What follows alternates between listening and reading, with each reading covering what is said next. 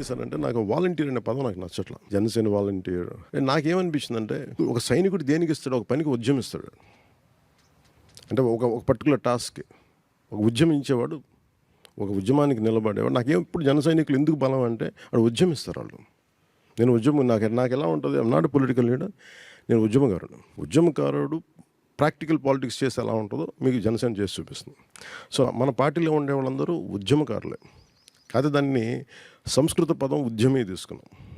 ఇది దేనికి తీసుకున్నాం అంటే ఉద్యమే అనే పదం ఇది మన నారాయణ పండితులు వారు చెప్పిన సుభాషితం నుంచి ఈ పదం తీసుకున్నాం. ఉద్యమేనైవ సిద్ధ్యంతి కార్యాణి నా మనోరథైః నాహి సుప్తస్య సింహస్య ప్రవిశంతి ముఖే మృగాః అనేది ఈ సుభాషితం.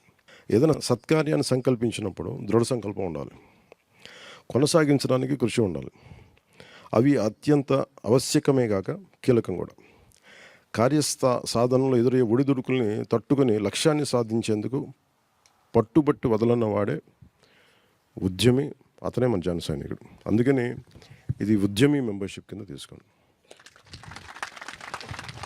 అలాగే ఉద్యమి అంటే it is a neutral gender.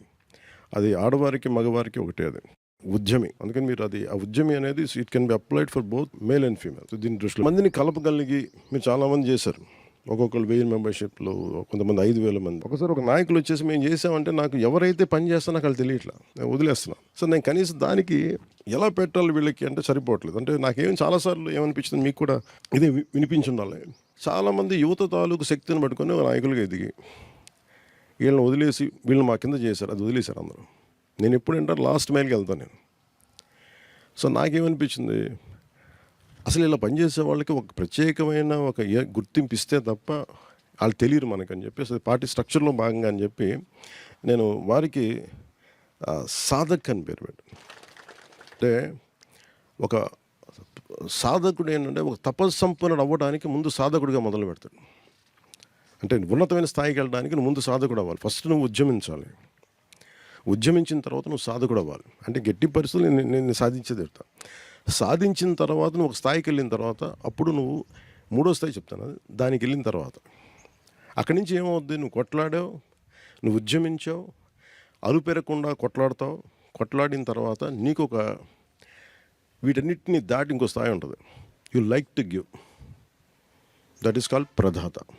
క్షేత్రస్థాయిలో తమ పరిధిలో ఉన్న సాధక్ తాలూకు పని ఏంటంటే అని మీరు చేసేది సాధక్ అని నేను గౌరవంగా పిలుస్తాను. నాకు ఎలా ఉంటుంది, సాధకులైన నా జన సైనికులారా, ఉద్యమించిన ఉద్యమకారులైన నా ఉద్యమిల్లారా, నాకు చెప్పడానికి బలం ఉంది.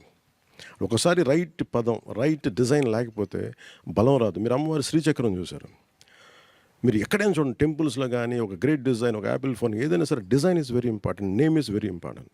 ఏ పదం పెడతాం, ఏ డిజైన్ ఇస్తాం, అది దాని లోపల ఇంత ఉందనేది తెలిసేటట్టు ఆటోమేటిక్గా మనం ఆకర్షితులవుతాం. అందుకని ఈ పేరుకి, ప్రతి పేరుకి కనుక ఇంత డిజైన్, ఇంత ఆలోచించి పెట్టాం. సో జనసేన చేపట్టి సభ్యత్వ నమోదులో మన వాలంటీర్ని ఈ రోజు నుంచి బాధ్యత చేపట్టేవారిని మనం గుర్తించే వారికి సాధక్ అని గౌరవప్రదంగా వారిని మనం పిలుస్తున్నాం. క్షేత్రస్థాయిలో తన పరిధిలో ఉన్న సమూహాన్ని ప్రేరణ కల్పించి, పార్టీ సిద్ధాంతాల పట్ల ప్రేరణ ఇచ్చి, కార్యక్రమాల పట్ల ఆకర్షితులను చేసి, సభ్యుల్ని చేసే బాధ్యత కలిగిన వారిని గౌరవించాలని సదుద్దేశంతో వారికి సాధక్ అనేది నేను నిర్ణయించడం జరిగింది. అలాగే పార్టీకి అప్పగించిన బాధ్యతను, నిర్దేశిత లక్ష్యాన్ని సాధించాలన్న తపన, పట్టుదల కలిగిన వ్యక్తి సాధక్. కార్యసాధనలో ఎదురయ్యే సవాళ్ళను కూడా అధిగమించి ముందుకు వెళ్ళే స్థైర్యం వీరిలో ఉంటుంది. అండ్ నిజంగా ఇలాంటి వాళ్ళు లేకపోతే నన్ను తెలంగాణ బోర్డర్లో ఆపేసినా, రేపు పొద్దున వైజాగ్లో ఆపేసినా, లేదంటే ఇక్కడ కూర్చొని ఇప్పటంలో ఆపేసినా, మనం ఇలాంటి సాధకుల బలం లేకపోతే అసలు ముందుకు వెళ్ళేవాళ్ళం కాదు.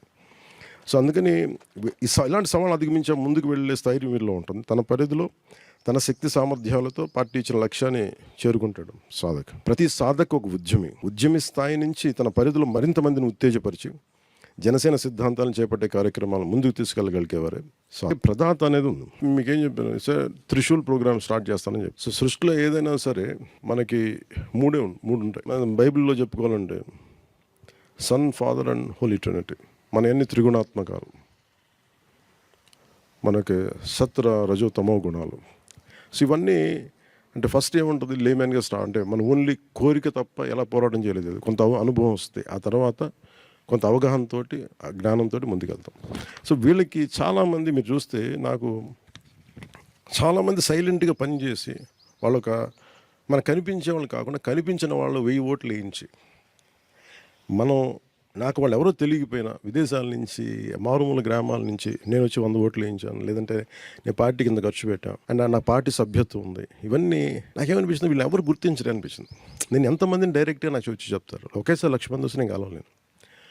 ఇలాంటి మీటింగ్లు 10 పెడితే నేను ఇండివిజువల్ ఫస్ట్ మీటింగ్కి ఇచ్చినంత కనెక్షన్ సెకండ్ మీటింగ్ పల్స్ పడిపోతూ ఉంటాను. సో నేను అదేమనుకున్నానంటే మరి వాళ్ళకి ఎలా గుర్తింపు ఇవ్వాలి.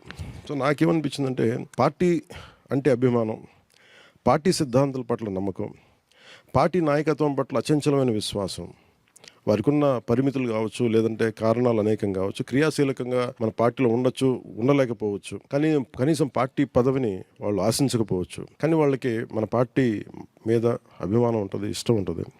సో వారికిన్న మనకి అన్ని రకాల సహకారాలతో పాటు ఆర్థిక వనరులతో కూడా ఒకసారి పార్టీకి అండగా నిలుస్తారు. చాలా నియోజకవర్గాల్లో మన ఎమ్మెల్యేస్కి వాళ్ళే కూర్చొని నాకు తెలియని కూడా తెలియదు, సార్ మీరు పలానా వాళ్ళు ఇచ్చారు సార్ అంటే నేను చెప్పలేదు, అవునా అన్న. నేను అడిగాను వాళ్ళు, మీరు చెప్పలేదు ఏంటంటే లేదు సార్ మాకు చేయాలనుకున్నాం, మీరు ఇంత మంచి పని చేస్తున్నా, సమయం వచ్చినప్పుడు మేము చేయాలనుకున్నాం, మేము చేస్తున్నాం అని వాళ్ళు కనిపిస్తూ ఉంటారు.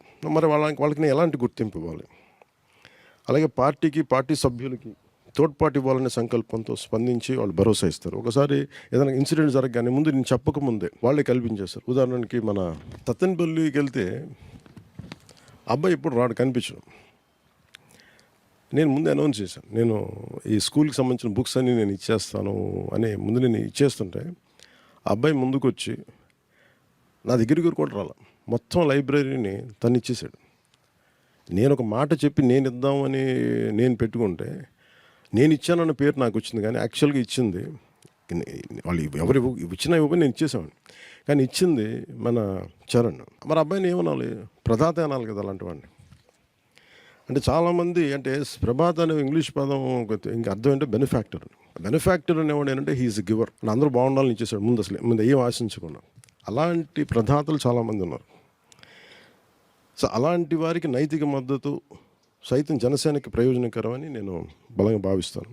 అలాంటి వారికి కూడా పార్టీలో సముచిత గౌరవం ఇవ్వాలి సదుద్దేశంతో వారికి ప్రదాత అనే పేరుతో నేను గుర్తింపిస్తున్నాం. వారిచ్చే ఆర్థిక తోడ్పాటు కార్యక్రమాల నిర్వహణకు పార్టీ శ్రేణులకి మనందరికీ ప్రయోజనకం ఉంటాయి. పదవుల కోసం కాకుండా విశాలమైన దేశ ప్రయోజనాన్ని, రాష్ట్ర ప్రయోజనాన్ని, సమాజ క్షేమాన్ని ఆకాంక్షిస్తూ సహృదయంతో జనసేనకి అన్ని రకాలుగా తోడ్పాటునిచ్చే వారికి గౌరవప్రదంగా ఇచ్చే గుర్తింపు ప్రదాత. మెంబర్షిప్కి నేను మొదటి మెంబర్షిప్ నేను తీసుకుంటాను. సో దానికి మా వాళ్ళు పుస్తకాలు లైబ్రరీలు ఇచ్చేస్తాను. నేను కనీసం 2 కోట్లతో జనసేన మెంబర్షిప్ తీసుకుంటాను. మనం 4 విడతలు చేసాం ఇప్పటివరకు. ప్రతి విడతలో కూడా కనీసం ₹1,00,00,000 ఇచ్చారు ప్రెసిడెంట్ గారు. సో ఈ రోజున 2 కోట్లు మన సభ్యత్వానికి జనసేన పార్టీ కోసం, అది గొప్ప కార్యక్రమం. నాకేమనిపిస్తుంది, ఇది మన ఇల్లు, మన కుటుంబంకి నడిపేవాడు వాడు ఇవ్వకపోతే ఎట్లా అనుకుంటాం. ఒకవేళ లేనప్పుడు పర్లేదు, పని చేద్దాం. సినిమాలో